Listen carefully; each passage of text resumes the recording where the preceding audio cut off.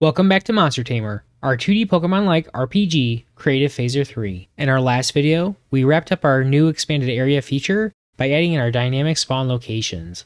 If you haven't seen the previous episode, you can find the link in the description. As always, you can grab the project source code up to this point, along with the completed code for this video from the links in the description. I'll also include any assets you'll need to follow along, so let's get started. Now that we've finished expanding our main area by adding in a second town, a forest level, new NPCs, items, and other game objects, it's time for us to take a look at our next feature. For our next feature, we're going to work on implementing a new dynamic camera system. So previously, before we expanded the main area for our main area had a set width and height that we could set the bounds on our phaser camera to. What this means is when we showed our main level in our game, we wouldn't have these black bars here. Instead, our camera would be locked to the edge of the screen like this, and when our player moved to the left, we wouldn't actually see that black bar. So as part of expanding our main area, our level is more dynamic now. So instead of keeping a consistent size for our whole game, we now expanded our game to have sections like this that are much bigger than we previously had. And so due to this, our camera bounds now matches our image here that we load in. What this means is now when our player is next to one of our trees, they can actually see further out where we have nothing painted. What this results in is now we have this empty space here in our game.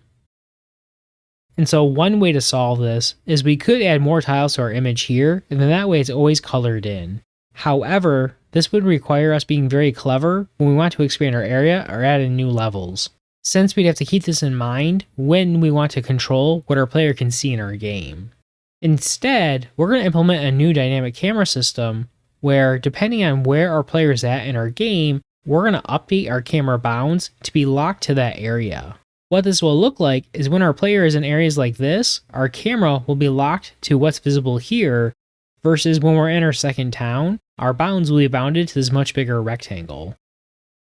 And so what this will look like in our game is now in our starting town, and when we leave and go to our first road, when our player reaches the edge of our trees, we'll have the same look and feel that we had before. Once we get to a certain point and we try to move left or right, our camera will no longer move in that direction. However, our camera will still follow our player. And so once we move away from the edge of our screen, our camera will start updating again. So now if I head out into our field, into our first main road, we still have our camera locked on to the edge of our screen.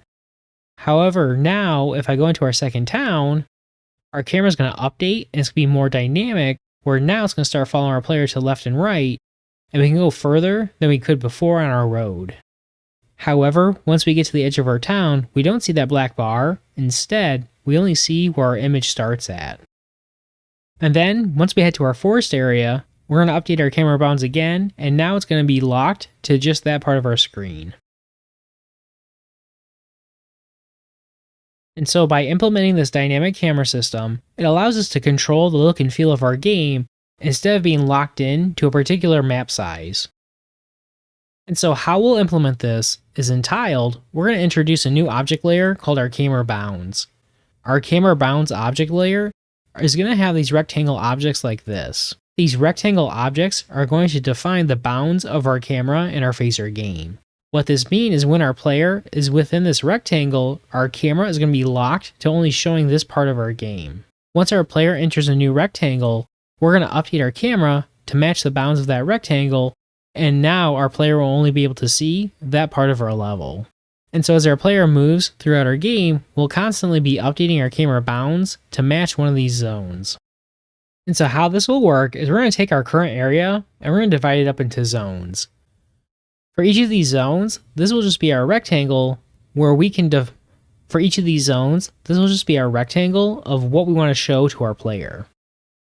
And so one thing we'll notice is for our level in Tiled, we'll see our rectangles are overlapping. And so the reason we're doing that is if we pretend this is our player and we reach the edge of our map, and now we move to our next area, when we go to update our camera bounds, this is now going to lock onto this rectangle. What this means is our phaser camera is going to snap to this new rectangle and is going to give a new view of where our player is positioned. This will be a very jarring experience because previously our camera was focused like this, and so our player is at the top of our screen. And as soon as our player enters this location here, our camera is going to snap to this new location. So now our player is going to be at the bottom of our screen instead of at the top like they were previously. And so this would be pretty jarring to the players of our game. Instead, we're going to have our two zones for our camera bounds overlap. And so now what this will allow us to do is when our player is in one zone and our camera is matching this blue rectangle here, and they start moving up to where our orange rectangle is, in our code, we can detect that our player is in two different zones.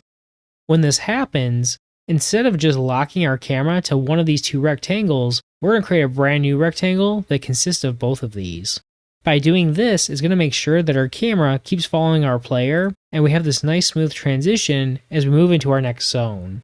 Once our player leaves that blue zone, now we'll only be in our orange zone, and now we can update our camera's bounds to just match this new zone here.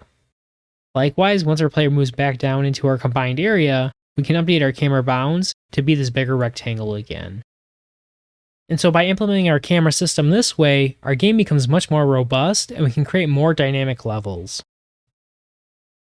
Now that we've seen a demo of our new dynamic camera feature in action, and we discussed at a high level how we'll go about implementing this feature, that's going to wrap up this episode of MonsterTamer.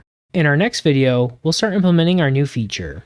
You can find the completed source code for MonsterTamer up to this point in the description below, along with the links to the full series if you need to catch up. If you enjoyed the episode, give it a thumbs up. It really helps others find the series. And if you're enjoying these phaser tutorials and want to support the channel, I've set up a Ko-fi page.